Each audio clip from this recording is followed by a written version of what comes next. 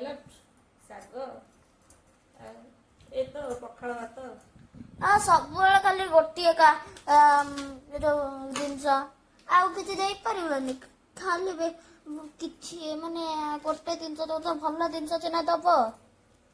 Station ଆଡେ ଯିବୁ ଦେଖିବୁ ଛୋଟ ଛୋଟ ଛୁଆମାନେ କେମିତି ମାନେ ପ୍ୟାଣ୍ଟ ସାର୍ଟ ପିନ୍ଧି ନଥିବେ କେତେ କଷ୍ଟରେ ମାନେ ବାହାରେ ବୁଲୁଛନ୍ତି ଖାଇବାକୁ ମାଗିଲେ କିଏ ଦେଲେ ଖାଉଛନ୍ତି ନହେଲେ ଭୋକରେ ମାନେ ଉପାସରେ ବି ଶୋଉଛନ୍ତି। ଯାହା ଭଗବାନ ଆମକୁ ଏତିକି ଦେଇଛନ୍ତି ଏତିକି ତ ଆମେ ଭଗବାନ ଖୁସି ଅଛନ୍ତି ବୋଲି ଏତିକି ଆମକୁ ଦେଇଛନ୍ତି ବୁଝିପାରିଲୁ କଣ କହୁଛୁ? ହଉ ଏଥରକ ମୁଁ ଆଉ ଜିଦି କରିବିନି ତମେ ଯାହା ଦବ ମୁଁ ସେଇଆ ଖାଇବି। ତୁ ପୁଅ ହେଇଛୁ ଆଉ ଦୁଃଖ ବୁଝିବୁ ନା ଆଉ ସାଙ୍ଗମାନେ କେଉଁମାନଙ୍କୁ ଆମର ଏଇ ଯେଉଁ ପଖାଳ ଭାତ ଆଉ ବାଇଗଣ ବିଲାତି ପୋଡ଼ା ଆଉ କାକୁଡ଼ି ସାଲାଡ୍ ଆଉ ଶାଗ ଏ ଖରାଦିନେ ଖାଇବାକୁ ଭଲ ଲାଗେ କମେଣ୍ଟ କରି ଜଣେଇବେ। ଆଉ ଆମମାନଙ୍କ ଭିଡ଼ିଓ ଯଦି ଆପଣମାନଙ୍କୁ ଭଲ ଲାଗୁଛି ପ୍ଲିଜ୍ ଆମକୁ ସବସ୍କ୍ରାଇବ୍ କରିବେ। ମାନେ ଆପଣମାନଙ୍କ ବିନା ସପୋର୍ଟରେ ଆମେ ବିଲକୁଲ ଆଗକୁ ଯାଇପାରିବୁନୁ।